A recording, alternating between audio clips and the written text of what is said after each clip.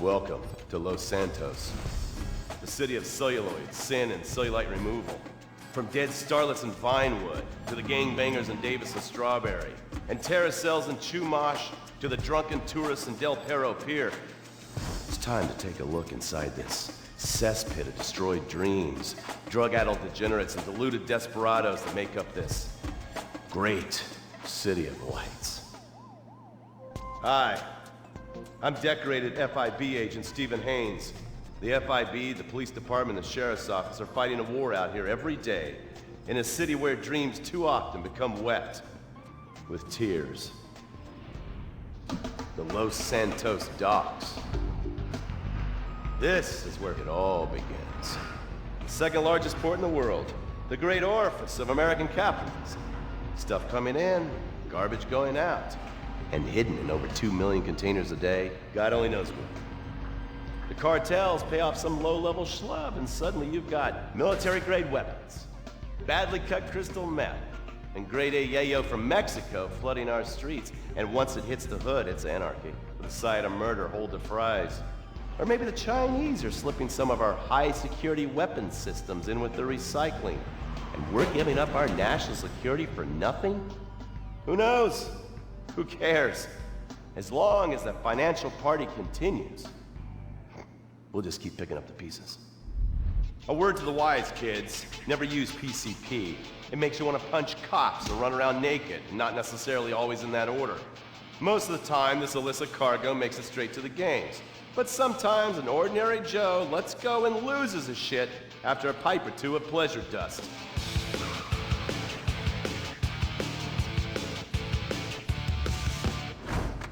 The Vagos, bloodthirsty Chicanos with a predilection for pain, papaya juice, and spicy plantains. They're one of the largest Mexican street gangs in the city, with rumored connections to several major mafias. While half the battle out here is fought with guns, the other half is with informants. Sometimes you need to become the bad guys to bust the bad guys. All right, guys, let's go. When the Ballas and the families aren't shooting each other, they're selling the dope that the junkies are shooting into their veins. The families love sports almost as much as they love banging. Flashy, arrogant, competitive, and aggressive, they are lifelong bitter enemies of the Ballas. Wearing the colors of the feud or the corkers, the families call themselves Gang Green. Of course, like all families, they love a good squabble. Subdivided into sets, such as the Chamberlain Gangsters and the Carson Avenue set, it turns out the families love shooting each other almost as much as they love shooting Ballas. Now, the LSPD have had many run-ins with various family sets over the years. With the Ballas, the FIB take a more community outreach approach. Hey guys, stay out of trouble now. Suck my Steve Haines.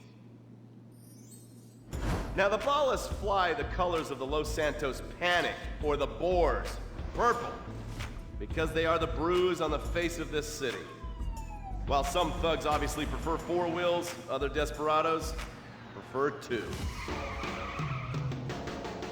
Leather, exhaust, and drugs. No, this isn't an exotic S&M party. These are one of the nation's toughest outlaw motorcycle gangs, the Lost. Rumors are they get a new tattoo for every person they stab. And it's definitely okay for your motorcycle mama to show her breast to your friends. The FIB has been tracking the Lost for years. We've jumped from coast to coast and have spent more time in the Midwest than a tornado spotter. When they're not running meth, they're smoking it. Or so I hear, a dangerous new drug on the streets called toilet cleaner. And believe me, your toilet will be cleaned after you've smoked some of it. Of course, Vinewood being Vinewood, it's not all about leathery dudes trying to show off on their motorbikes or roided up gangbangers stuck in some 90s time warp.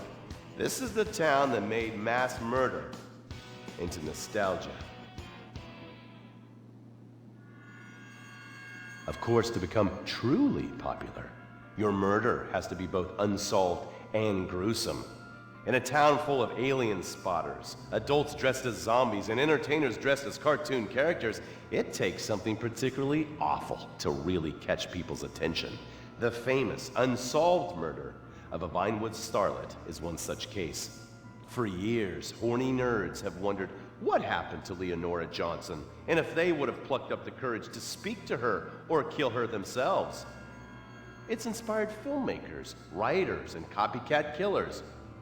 Conspiracy theorists have blamed various celebrities, the mayor, the Soviets, short skirts, women's liberation, and hidden aliens embedded amongst us for the murder.